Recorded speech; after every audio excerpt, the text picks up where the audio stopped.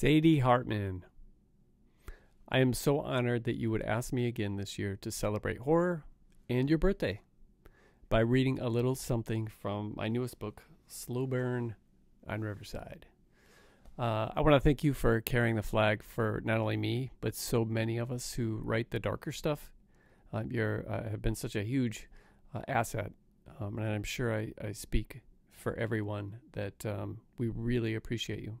Appreciate you for doing this and everything else. So for my reading, because I hate doing readings, I was going to actually ask Robert Ford to do it for me because, I mean, let's face it, we'd all rather hear him read anybody's stuff rather than me. So, but he was busy brushing his hair. I mean, you know, get a haircut, Bob, you know. And anyway, you're stuck with me. I'll do my best. I'll be reading from, again, Slow Burn on Riverside, which is a standalone prequel to The Same Deep Water as You. Is it horror? It is if you're terrified of not being able to pay rent on time, as well as how delicate mental health can be, especially if you don't treat your mind right. So, but I'm very proud of the book and the reception it's gotten so far. So thank you for the opportunity to read from it. Just a little bit of context here. Jex, our protagonist, this is this takes place a few months after his roommate upped and moved without warning. So I don't have a chapter. Well, I guess it is chapter 31. It was nearly 3. I am so sorry. Hold on just 1 second, please.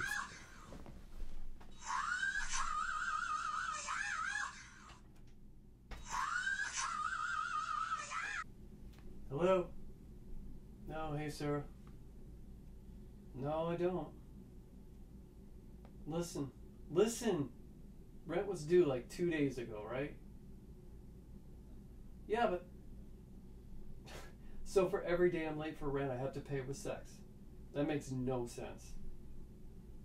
No, I'm not into it. I mean, I was, but I'm just not anymore. Whatever. Yeah, okay. I gotta go. I'm right in the middle of celebrating horror. So, never mind. I gotta go. In 5 minutes? Fine. I'll be there. Bye. Okay. Sorry about that. It was Hollywood producer. You know, they're always calling me. Okay, so yeah, Slow Burn on Riverside. It was nearly 3 in the morning, and I heard the front door slam shut. Someone was in the house. I looked around the bedroom for something that might resemble a weapon, anything. The only thing I could find was a solid glass teddy bear that weighed about half a pound, sitting on the headboard. Nicole had gotten it for me, probably at the fucking carnival. I grabbed it and slipped out of bed wearing nothing but a pair of underwear with a hole in the ass. Bang! Something hit the floor. Whoever was in the house, they made no attempt at being quiet. I crept toward the doorway and a light went on. Shadows moved across the floor. I decided to go for the element of surprise and burst from the room, the glass bear raised high. If Chris thinks he's going to come in here and pull some bullshit, I'll beat his ass down. I jumped out, ready to bring it, and found myself face to face with Bobby, whose eyes went saucer wide. "What the fuck, dude?" he yelled. I belted out a fit of nervous laughter and collapsed on the floor.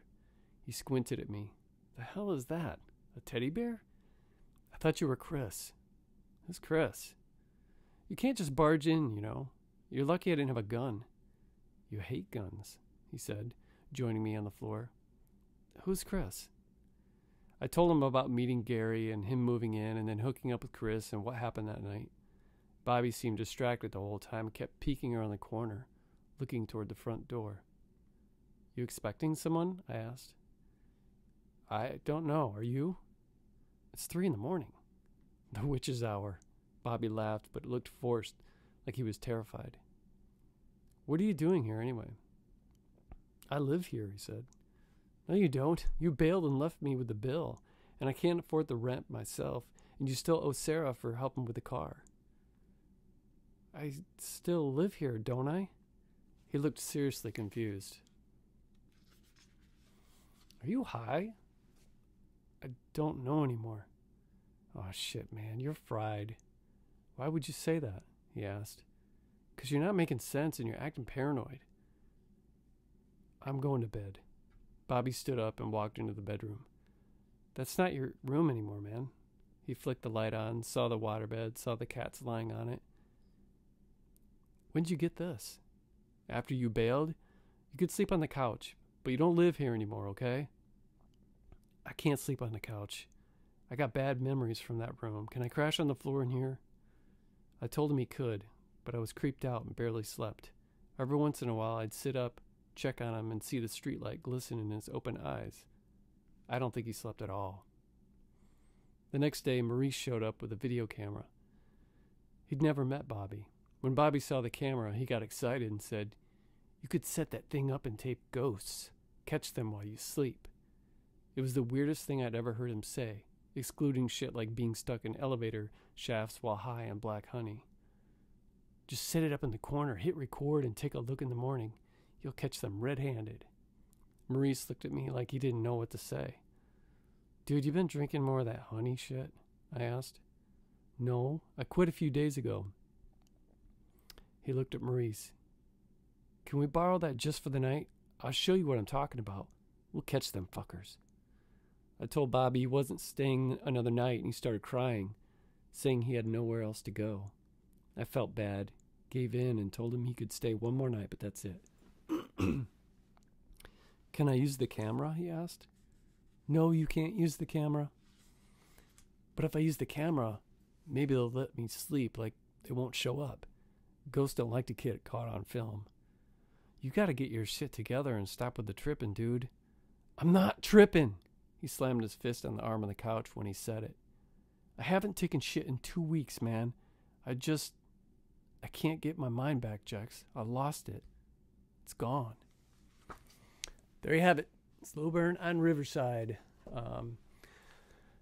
Okay, so I really have to go. I gotta run some errands, pay bills and whatnot. But Sadie, I hope you have a great birthday. Lots of love and laughter.